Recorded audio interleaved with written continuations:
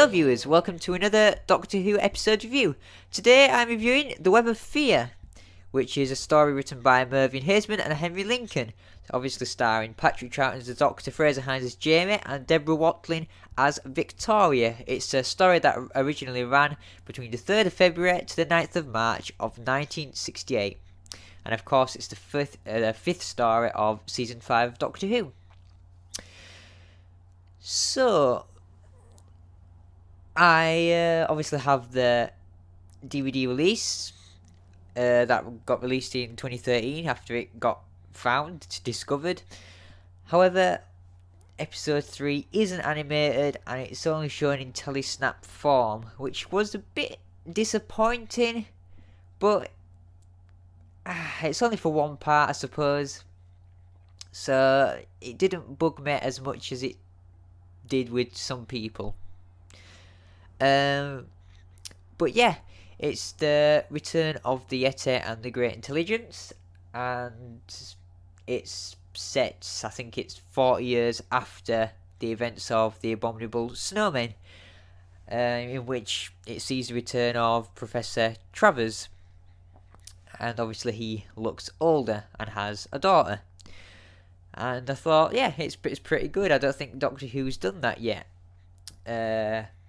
Like, go back to a place. I think they did in the Ark with the monoids, but that were in the same story. This is two different stories, and they've returned. But in the future, of course. So I thought that aspect was really good. I also liked where it was set in the London Underground Railway, the stations. I thought that was really good. I know that I think they illegally filmed there. I don't think they were allowed to actually film at the actual place, but they did, and I think that's just brilliant. And of course, if anything, people know that this is the first story to feature Nicholas Courtney as Alistair Lethbridge-Stewart, but here is Colonel, and it doesn't feature unit. So what do I think of the story? I think it's a very good story. I can't really fault this. Just thinking about it.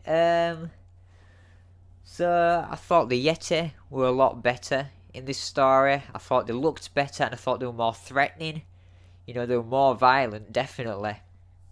And they had like web guns, kind of, which killed people and, you know, stopped the bombs going off by covering the boxes of webs. And I thought, wow, that's quite a good idea, giving them a weapon. Yeah, I quite like that idea. And I liked the idea at the beginning where the TARDIS got covered in webs and were kind of forced to land to basically see what was going on, and I quite liked that aspect of it too. I think the only thing that sort of takes it down a bit is that, of course, episode 3 is only in telesnaps, but I think episode 2 was the weakest because it didn't feature the Doctor in it, because I think you were on holiday or something, or had a week off. But it wasn't in it, and that sort of slowed down the story a bit, because everything sort of happened when the Doctor appeared again, if you get what I mean. So yeah, but apart from that, I thought the story was fantastic. I liked the element of mystery in there, because as we know, the Great Intelligence is an invisible being, an invisible entity that has a voice and can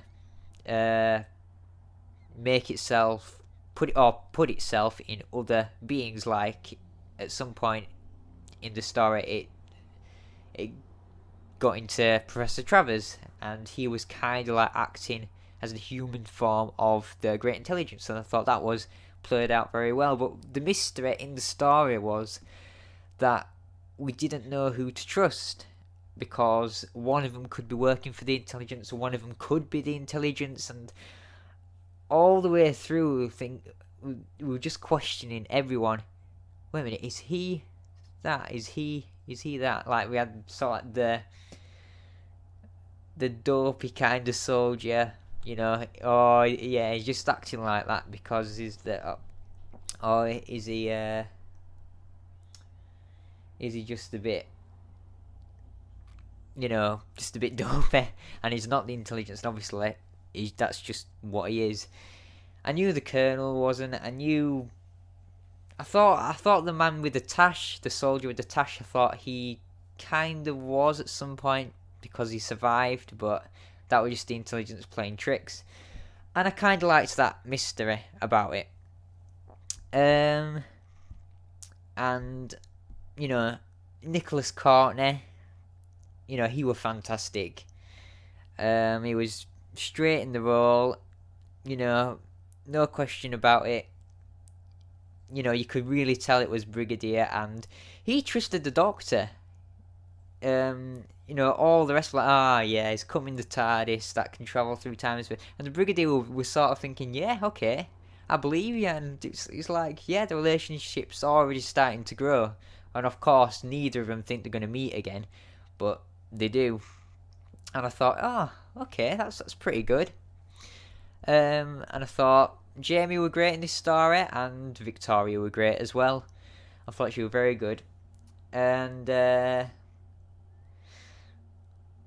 ending, I thought was also, I thought it was played out very, very well. You know, after 20 minutes, the Doctor had to prepare before he had to be taken to the intelligence to be, I don't know, to have his mind drained. When he did that, the Doctor changed the wires so that he would drain the intelligence's mind, so it'd be gone forever. And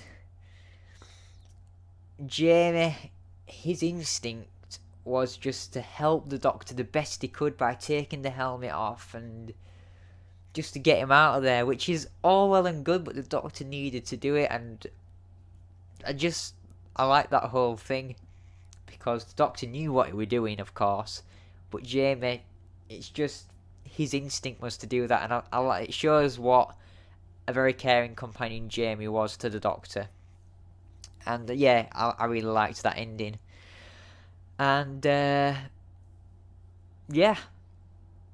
I can't really fault this story. I don't know if it's as good as The Enemy of the World.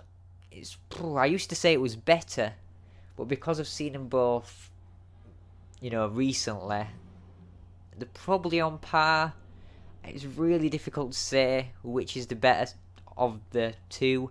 You know, the Enemy of the World is a very unique story, a bit espionage, and I loved that whole effect. Patrick Troughton did a great job, but this was a huge improvement to The Abominable Snowman, and it had Nicholas Courtney, and I just liked the story.